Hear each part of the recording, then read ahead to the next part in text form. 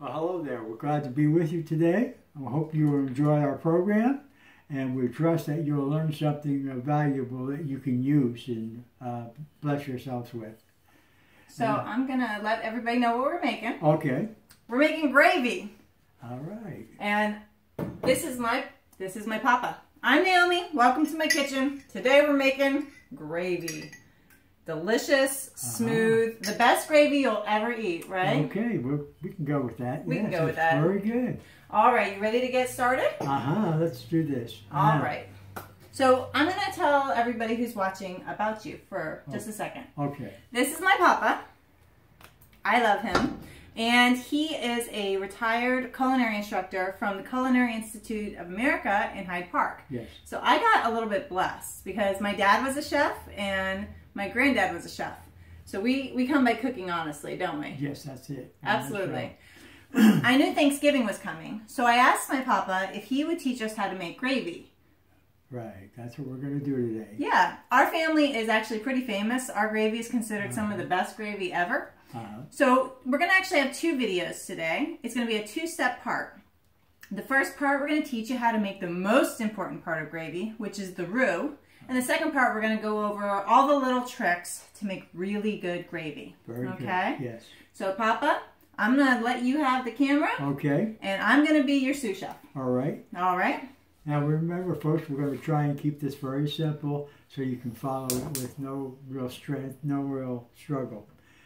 We're going to turn the heat on so we can get this warmed up. So we're going to put the butter in first, and there we go. Okay, now if you are allergic to butter, which I am, you can use non-dairy butter, or if you can do goat but not cow, you could do cow butter.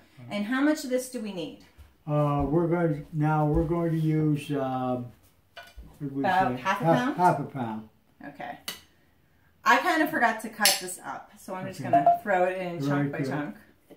You usually like it cut into what kind of size? Yeah, we like to get it small so you doesn't have to spend a whole lot of time or waiting for it to melt. And we'll chop it up now here in fairly small pieces, and that will decrease the time. It'll let you get along with it faster.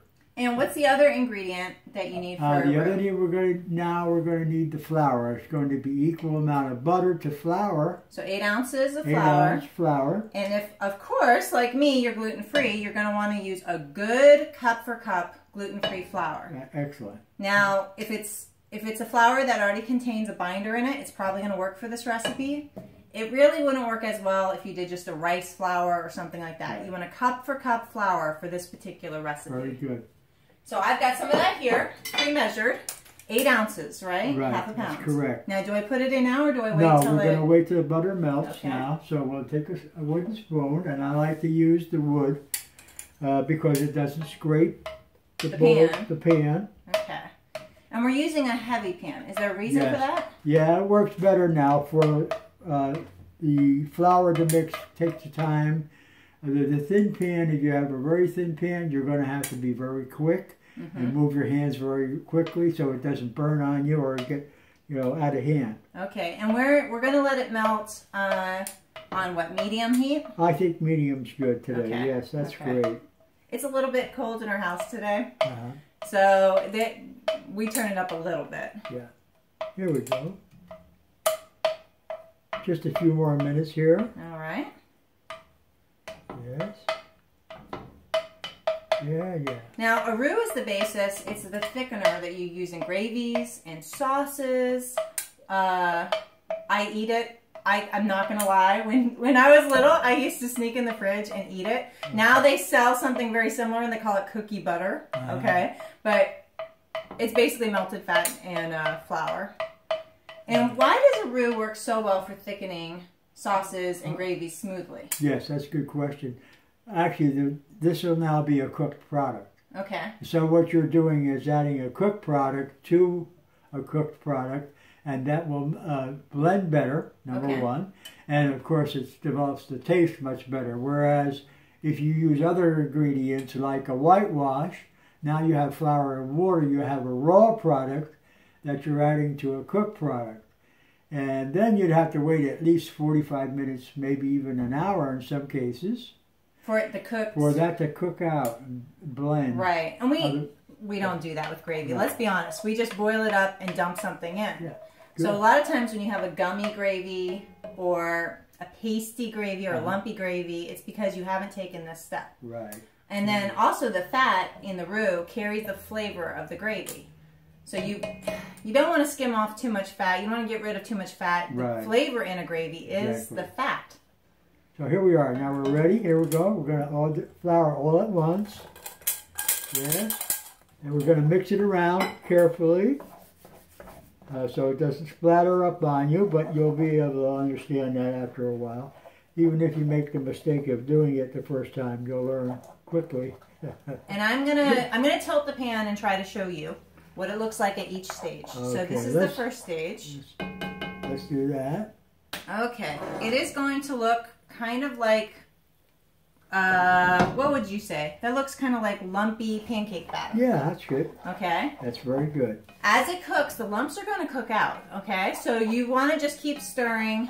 And this whole process, from the time you dump the flour in, it's 5 to 10 minutes, right? That's correct.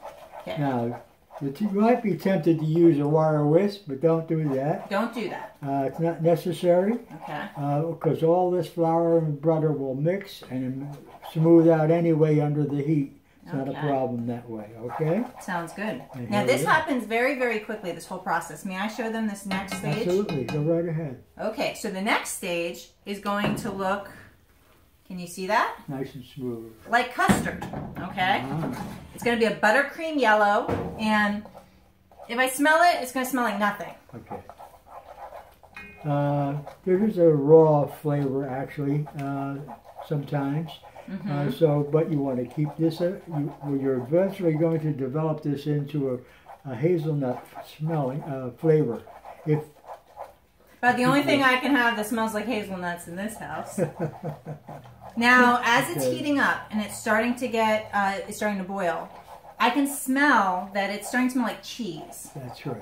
Okay, it's a combination of the fat and the flour, and you get almost like a cheesy smell to it. Right. In about a minute, it will go from a cheesy smell to a shortbread smell. It will still look the same. All right, I'm going to show them this next step. Okay. Don't want to burn myself, so. All right, can you guys see this? It smooths out and it goes from a custard to more of like a sauce. Okay, it's going to thin itself out a little bit more. It's going to start bubbling. Bubble, bubble, bubble, boiling. Okay, and at that point, you said you want the heat pulled back to medium. Yes, that's correct. Okay. And we are just going to keep stirring it. That's right. Anywhere between 5 and 10 minutes. That's right. We could, there are moments when you can walk away for maybe a few seconds, but essentially you want to stay with it and keep turning it around, keep turning it so that it doesn't burn on you. Okay. This is going to make probably, I would say, 2 to 3 batches of gravy. I would think that's about right. Or enough gravy for Thanksgiving dinner. Yes, absolutely. Okay. So you don't want to walk away. It seems like it takes time now, but it's going to save you time later when you're making gravy. Right. Now the roux will add flavor to the sauce, to the gravy, and it'll also give it some body so that it's not just like water, pouring water over something. Now the smell goes, right now we're at, a couple minutes in. And the smell has gone from a shortbread smell to a little bit nutty, okay, a little bit toasty. Right. And we're going to just, at that point, it's pretty much ready. Yes, that's right. But you can continue to cook it until it gets as brown as you like. That's correct. Anywhere from a tan color to a dark brown color.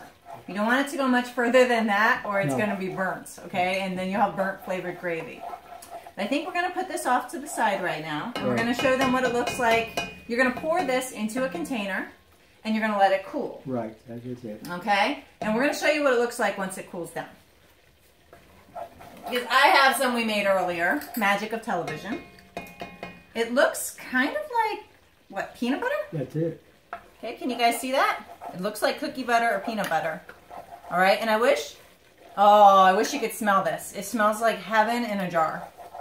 All right, and we are going to use this for our next video to make gravy. Right. All right, so stay tuned. We'll be right back, and we'll show you how to do the perfect gravy. And we'll give you all of our tips and tricks for making it absolutely perfect. Sorry guys, you know how it is.